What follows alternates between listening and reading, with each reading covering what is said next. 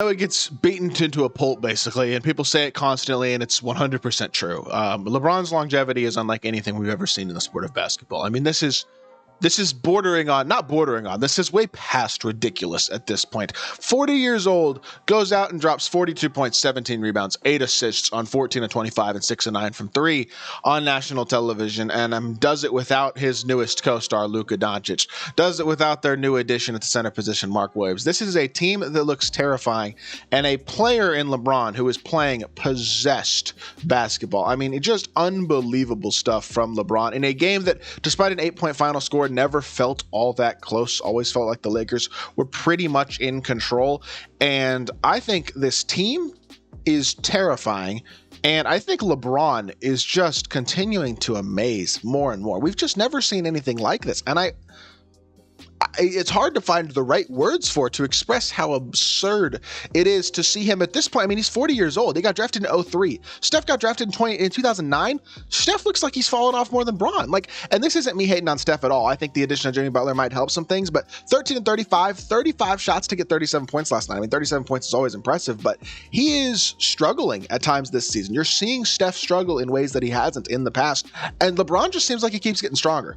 I mean, it's absolutely insane how good this dude is at 40 years old and how good the Lakers look like they're going to be. So before we keep hopping into it, I will say real quick, if my face cam's lagging at all this video, anything like that, skip, and I apologize. Still recording off my laptop, kind of a messy setup, but we're doing the best we can. I'll have my PC back here in a couple days to get back to fully regular style content. But we're doing the best we can with what we got. And either way, I mean, this Lakers team just looks ridiculous, man. They're 30 and 19 now. They're playing really high level basketball. They're only a game back of the 4 seed, game and a half back of the 3 seed. 4 games back of the 2 seed feels like a long bit, but they're still only played 49 games. They still have 33 more games this season to go. And look, their schedule doesn't get ridiculously easy or anything like that for the rest of the season, but leading into the All-Star break, or even right out of the All-Star break, it absolutely is. When you look at their schedule, their next 4 games are, and I'm telling y'all, this computer is so slow, I apologize, but they play Indiana on Saturday, which is a tough but winnable game for sure, and they will not have Luka for that game. But after Indiana, you get Utah, Charlotte, and Portland.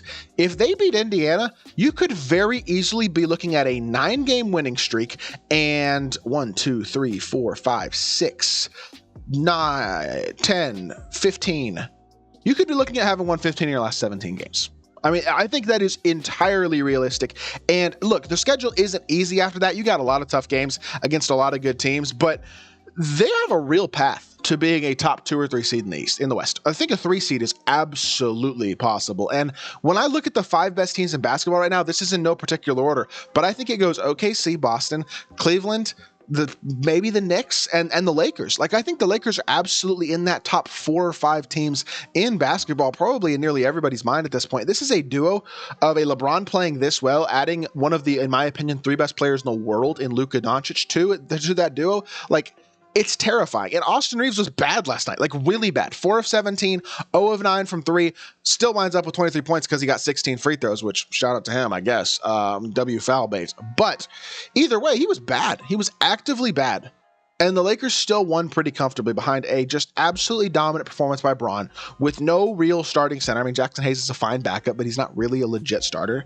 And I mean, look, the Warriors aren't great. I think that much has been very clear, especially with no Jimmy Butler, with no Andrew Wiggins, who was traded for Jimmy Butler. This was obviously a limited roster that they had last night, but this is domination by LeBron at a level that we've just never seen out of anybody close to his age. 24.5 points a game this season. He's averaging 9 assists and almost 8 rebounds. I mean, the dude's going to finish the season averaging somewhere around 25, 9, and 8. On elite efficiency, 57% from 2-point range, from 3. Oh my goodness, he's only 39.1%. He's become the best 3-point shooter that he's ever been in his entire career in the past 2 seasons at 39 and 40 years old. That is mind-boggling. This is the point in time where even if players do make it to this time, they're playing 6 minutes a game, averaging 2 points a game. These are bench players, super duper stars, some of the greatest players of all time. By the time they got to their age 40 seasons, literally none of them are contributors at a really high level at all, besides, I guess, Kareem to a certain extent. And Kareem was nothing like this.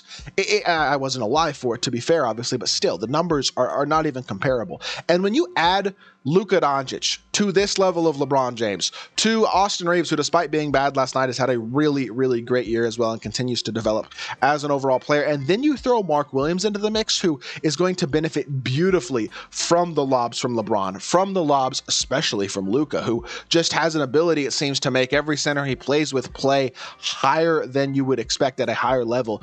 And I just think, honestly, the other thing about Mark Williams is when you're coming from Charlotte, and we saw it with PJ Washington last year with the Mavs, Charlotte's one of those situations where you're never really playing meaningful basketball, and so it's easy to be lazy. It's easy to probably not hustle as much as you should, be quite as locked in defensively as you should, and things of that nature. And I think that's happened with Mark Williams at times. I mean, there are Charlotte fans coming out after the trade saying, Lakers fans are expecting too much of Mark Williams. He's kind of lazy. He doesn't always hustle. And like, yeah, he probably didn't in Charlotte. But you know who didn't in Charlotte either? PJ Washington. And PJ Washington has turned into a dog of a player, high-level defender, high effort, high energy, competes every single night.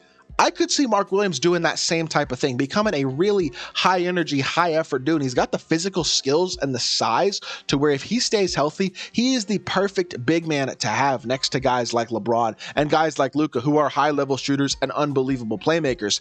I mean, this is a terrifying roster that I just don't know how you really almost match up with it. Like, I just don't think there are teams in the league that have the perimeter defensive guys for LeBron, Luka, and Austin Reeves. Plain and simple. Not to mention the defensive versatility the Lakers have with two legit, highly athletic centers in Williams and Hayes. The versatility in the front court of guys like Rui Hachimura, Dorian Finney-Smith, Jared Vanderbilt. The only flaw for the Lakers, I think, is backup guard minutes. And when you have Luka, LeBron, and Reeves, you're kind of okay in shot creation. So, look, is Shake Milton going to have a little bit bigger role on this team than you'd probably like? Yeah. Are they going to miss Max Christie a little bit, and also Dalton Connect's shooting? Yeah, probably. Like, I think there are guys who they're going to miss. Obviously, Anthony Davis is a huge blow. You never want to lose a player like Anthony Davis, but when you do it and add a player like Luka Doncic, it's obviously worth it. So again, this is a situation where a team that was already playing really good basketball looks to have gotten a lot better. And they're playing inspired basketball across the board, even without their two big additions from the trade deadline. And look, those guys are going to be playing next week. Like, I don't know when Mark Williams is going to play. I think probably good chance he plays Saturday.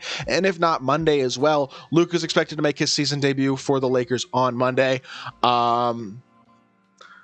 Yeah, this team is absolutely in contender mode. There's no doubt about it. They are ready to try to win another title, and Bron is doing things at the age of 40 that we have just never even come close to seeing. It is absolutely insane how good this dude is, and it's truly unexplainable. I mean, we'll just never see anything like LeBron James again, even in today's era of better medicine, better recovery, better everything when it comes to this type of stuff. None of his peers are doing it to this level for this long. I mean, even the greats, the Kevin Durant's, Steph Curry's, James Harden, guys like that who are getting into those latter stages of their careers, none of them are doing it like Bron. I mean, KD's the closest, and he's 4 years younger, so we'll see if he can keep it up for the next few years, but it's insane, and I cannot wait to watch the rest of the season for the Lakers. As a massive Luka fan, obviously, it's going to be a fun team that I'm going to be rooting for, and they're a blast to watch. Let's just say that. So, hope y'all did enjoy the video. If you did, make sure you hit that like button, leave a comment, and subscribe. Be back with more NBA content very, very soon, and I appreciate y'all. Peace.